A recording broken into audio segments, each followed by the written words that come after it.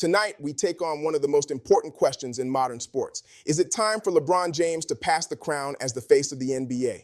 For 20 years, LeBron has been not just a player, not just a superstar, but the defining figure of the league. He has been the headline, the storyline, the center of gravity around which everything else orbits. But now, in his 40s, as the NBA enters a new era of global expansion and generational change, the crown sits uneasily. Because the truth is simple, even if it feels uncomfortable. LeBron is no longer the most dominant, no longer the most feared, no longer the most magnetic force on the court. And the reality is that the NBA is ready for a new king.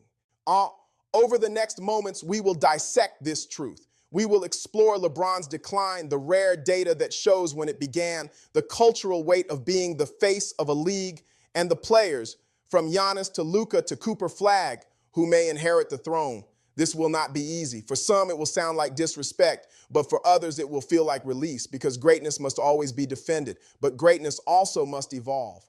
Let us deal in facts. The last time LeBron James was named League MVP, 2013. The last time LeBron James made an all-defensive first team, 2014.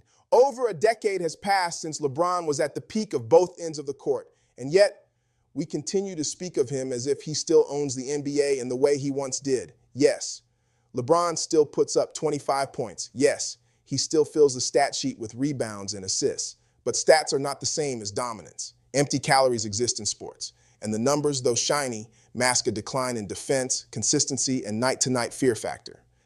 Watch him carefully. On defense, LeBron now picks his spots. He no longer takes the challenge of shutting down the best player. He no longer rotates with the urgency of 2012. He saves his legs. And that's understandable. He's entering his third decade in the league, but it also means he cannot be called the face of a league that prides itself on new energy, relentless athleticism, and rising stars who can go all night.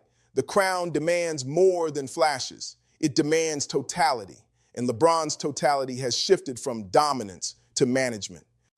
What does it mean to be the face of a league? It is not just about winning. It is not just about scoring. It is about being the symbol, the cultural shorthand for the game itself. Michael Jordan was the face of the NBA in the 90s.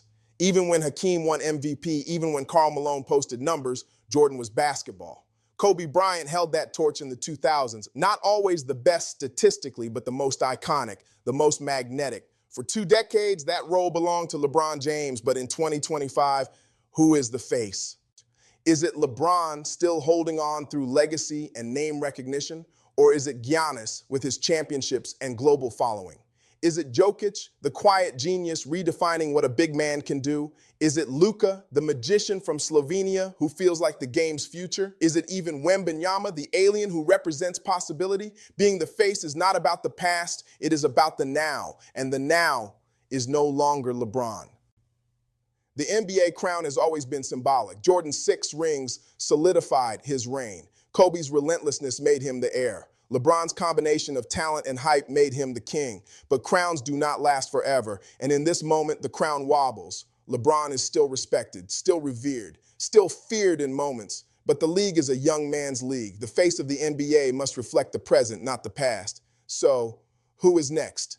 Giannis, a 2-time MVP, NBA champion, humble yet dominant. Jokić, back-to-back MVPs, a finals MVP, and a style unlike anything we've seen. Luka, still in his mid-20s, already with LeBron-like numbers and a swagger that makes him must-see. Tatum, a champion in Boston, polished, marketable, the next American superstar. And Cooper Flagg, the wild card, the prodigy, the symbol of the next generation. The crown will not sit empty, it will move. The question is, whose head is strong enough to hold it? Now, here's what rarely gets discussed. The face of the league is not always the best player. Jordan was not the best statistically every year. Kobe did not win MVP after MVP. LeBron has not been MVP since 2013. The face of the league is about narrative, culture, timing, and right now, LeBron's narrative is fading. He is no longer the underdog from Akron, no longer the prodigy fulfilling a promise, no longer the chosen one chasing Jordan. He is the legend, the veteran, the farewell tour waiting to happen. Meanwhile, the NBA's future is being shaped by players under 30 who carry different stories, stories that resonate with a new generation. Gen Z does not see LeBron as their king. They see Ja Morant's highlights, Luka's flair, Wemby's potential. Even the hype of Cooper Flagg, who hasn't played an NBA minute, sparks more excitement than another season of year 22 for LeBron. That is not disrespect, that is reality. Here's where it gets fascinating. ESPN, FS1, social media, they all still cling to LeBron because he is ratings. His name trends, his legacy fuels debate, but this clinging is artificial. It's nostalgia marketing. The media props up LeBron because he is familiar, because it is easy, because it guarantees views. But in doing so, they ignore what is happening on the court, a shift of power. Giannis has been the best player for years. Jokić has been the most efficient, most impactful. Curry reshaped the game itself. And yet the debate shows still lead with LeBron this, LeBron that. The Crown, however, does not answer to debate shows. It answers to reality. And reality says the king has aged and the throne is moving. So who truly wears the crown next? Giannis, dominant, marketable, humble, beloved. Jokić, genius, unstoppable, champion, but not flashy. Luka, young, brash, magnetic, global appeal. Tatum, the American face, Boston's pride, still rising. Wembanyama, the future, the alien, the symbol of possibility. Cooper Flagg, not now, but soon carrying the hopes of the next American prodigy. The truth is this: the NBA crown may not sit on one head. It may rotate. It may belong to a coalition. It may reflect the global nature of the game. But one thing is certain: the crown cannot stay with LeBron. And so tonight, let us render a verdict. LeBron James is one of the greatest players of all time. Top 2, top 5, wherever you place him, he belongs in the pantheon. But time is undefeated. And in 2025, LeBron James is no longer the best, no longer the most dominant, and no longer the face of the NBA. The king remains a king, but the throne is already moving.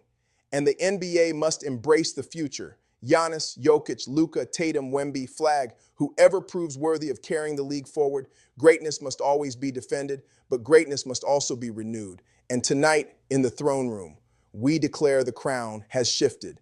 This is beyond greatness. This is the throne room, and the era of transition has begun. Good night.